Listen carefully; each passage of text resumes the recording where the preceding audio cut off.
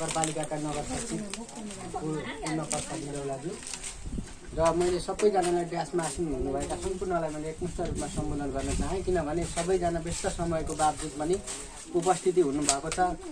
अब यिनीहरूले के भन्दा रहेछन् देश कसरी बनाउँदा रहेछन् भनेर पनि सुन्न आउनु भएको छ। धेरै त सदस्य नै हुनुहुन्छ र अझै भनौँ भने तपाईँहरू प्रविधि मैत्री हुनुहुन्छ। घरमा तपाईँहरूले हामीभन्दा छिटो देखिरहनु भएको हुन्छ, सुनिरहेको हुनुहुन्छ।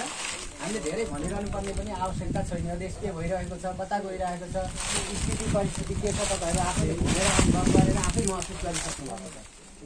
तथापि हामीले अहिलेको समयमा भनेको चाहिँ हामी जस्तै म पनि एउटा अब सानो कृषक छु होइन, यस्तो आछु होइन। अब तपाईँहरू माझमा यसरी नै कुरा राख्दै राख्दै जिल्लाभरि नै सबैतिर गएर एउटा सशक्तिकरण गरौँ। अब कसैले गरेन भनेर कमेन्ट लेखेर बस्नु, कसैले भर्दै गरेन यो देश त डुबने मात्रै भनेर बस्नु भन्दा पनि आफैले आफैलाई परीक्षण गरेर आफैले आडत भट्टीमा पनि हाल्नुपर्ने हुन्छ। त्यस कारणले गर्दाखेरि हामीले अहिले उदयपुर जिल्लामा एकदमै सशक्त बनाएका छौँ। कोशी प्रदेशमा एकदम राम्रो जिल्ला पनि अहिले भएको छ। हामीले लिम्चुङदेखि लिएर बेलुकासम्म हामीले काहीँ पनि सङ्गठन बनाउन छोडेका छैनौँ। किनभने पहिलो कुरा भनेको त हामीले गफ मात्रै गर्ने होइन, काम गर्ने हो। कामको लागि के हुनु पर्यो भने काम गर्ने वातावरण देखाउनु पर्यो, सबैलाई आउनु पर्यो, कोही कता हुनु परेन, एकजुट हुनु पर्यो। हो आमाले भने जस्तै हो होइन। हाम्रो पनि आमाले अघिदेखि भनेको हुनुहुन्छ, म भिडियो खिचैछु होइन।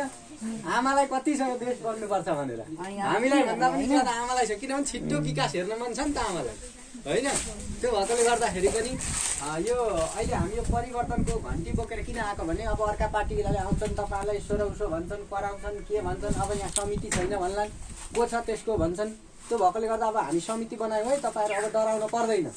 तिनीहरूले चाहिँ नि अब तपाईँहरूलाई चाहिँ धरपकड गरे, खराब कुराहरू गरे भने पनि तपाईँहरूले भन्ने ठाउँ छ। हामीले वडा समिति पनि बनाइसक्यौँ, निर्वाचन क्षेत्र पनि बनाएका छौँ, नगरपालिकाको समिति पनि बनाएका छौँ, जिल्लामा पनि छ, प्रदेशमा पनि छ, केन्द्रमा पनि छ। अब हाम्रो बलियो संयन्त्र बनिसक्यो। अब यो बलियो संयन्त्र बनिसकेपछि के हुन्छ, विकासका कुराहरूसँग जोडिएको हुन्छ, राजनीतिसँगै सबै कुरा जोडिएको हुन्छ। मान्छेले म राजनीति गर्दिनँ, यो राजनीति भनेको भन्छ, तर जेसुकै कुरा पनि गरेर ठोकिने भनेको राजनीतिसँगै गएर ठोकिएको हुन्छ। अब एउटा सानो पानीको ल्याउनु पर्यो, केही कार्यक्रम ल्याउनु पर्यो, कुनै विकासको बजेट हाल्नु पर्यो, आयोजना परियोजनाका कुरा गर्नु पर्यो, अन्तिममा गएर के हुन्छ भन्दाखेरि पार्टीकै दलकै मान्छेहरू जान्छन्, कुरा गर्न जान्छन्, कुन बेला हाल्ने उनीहरूले नै ल्याउने हो। र कस्तो मान्छे चाहियो भने अल्छे मान्छे होइन क्या। नेता भनेको एकदमै जाँगरिलो चाहिन्छ। जहाँ पनि जानु पर्यो, गएर बोल्नु पर्यो, त्यो ठाउँ मेरो यस्तो छ। यहाँ अस्ति हामीले त्यति बेला यहाँ डुबान हुने बेलामा पनि हामी गएका थियौँ। त्यति बेला कति 2 करोड रुपियाँ चाहिँ पैसा पठाएको थियो क्या सायद यहाँ नगरपालिकालाई। हामी राजनीतिक दलको तर्फबाट हामी सबैजना गरेर रामपुरलाई डुबाउन आएको कसरी हुन्छ त्यो बजेट हालिदिनु पर्यो हामीले भनेका थियौँ।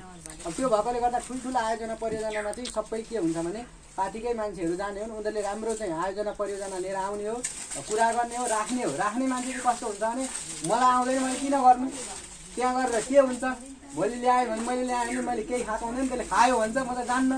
अब यस्तो खालको हुन्छ। त्यो भएकोले गर्दाखेरि अब तपाईँहरूले यो टोल छिमेकमा यो ठाउँमा चाहिँ तपाईँहरूलाई केही समस्या पऱ्यो भने तपाईँहरू हाम्रो पार्टीलाई सम्झेर आउन पनि सक्नुहुन्छ। अब अरू पनि आउँछन्, अरूले पनि गर्दैनन् भन्न खोजेको होइन। तर तपाईँहरूले यो वडामा अब तपाईँहरूले के गर्नु पर्यो भने एउटा बलियो सबै कुरा गर्न सक्ने, तपाईँहरू भुइँ मान्छेको कुरा सुनिदिने गर्न सक्ने, ठुलो मान्छेले त आफ्नो काम गरेकै हुन्छ, आफू खाएकै हुन्छ। तपाईँहरू जस्तै जसले आवाज सुनिरहेको छैन त्यस्तै मान्छेहरूको आवाज सुन्ने खालको मान्छेहरू स्थापित गर्ने, यहाँ समिति बनाउने, आगामी निर्वाचनमा पनि अब त्यस्तै खालको राम्रो मान्छे तपाईँहरूले छानेको मान्छेलाई जनप्रतिनिधि बनाउने, तपाईँलाई सुख दिने मान्छेको जनप्रतिनिधिको हात छ नि त।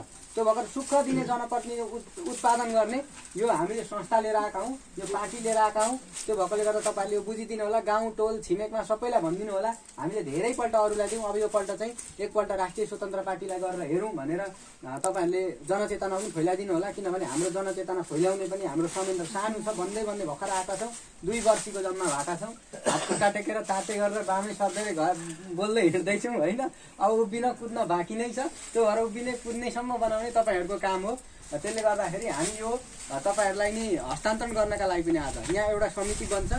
त्यो समितिले तपाईँलाई केही पनि सानोतिनो समस्या पऱ्यो भने म छु, म 24 घन्टा हाजिर हुने मान्छे हो होइन। तपाईँ यहाँ अब धेरैजनामा चिन्नु पनि हुन्छ।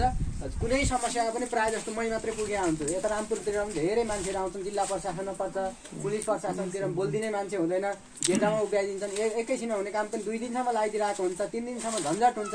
त्यस्तो कुराहरूमा चाहिँ हामीले खबरदारी गरिरहेका हुन्छौँ।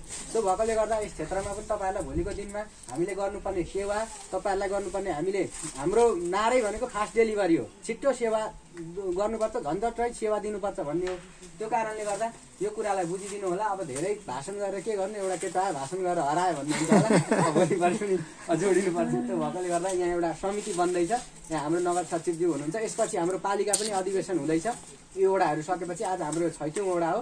अब त्यसपछि यहाँका राम्रा मान्छेहरू हुनुहुन्छ, यो मान्छेलाई चाहिँ तपाईँहरूले लग्नेदेखि यो चाहिँ राजनीति गर्न सक्छौ, यो चाहिँ हाम्रो यस ठाउँको प्रतिनिधित्व गर्न सक्छौ भन्ने खालको जस्तो लाग्छ भने सिफारिस गरिदिनु होला। हाम्रो धेरै अरू पदहरू पनि छन्, प्रदेशमा पनि छ, केन्द्रमा पनि पठाउने ठाउँ छ, जिल्लामा पनि ठाउँ छ, हामी त्यहाँ पनि राख्छौँ।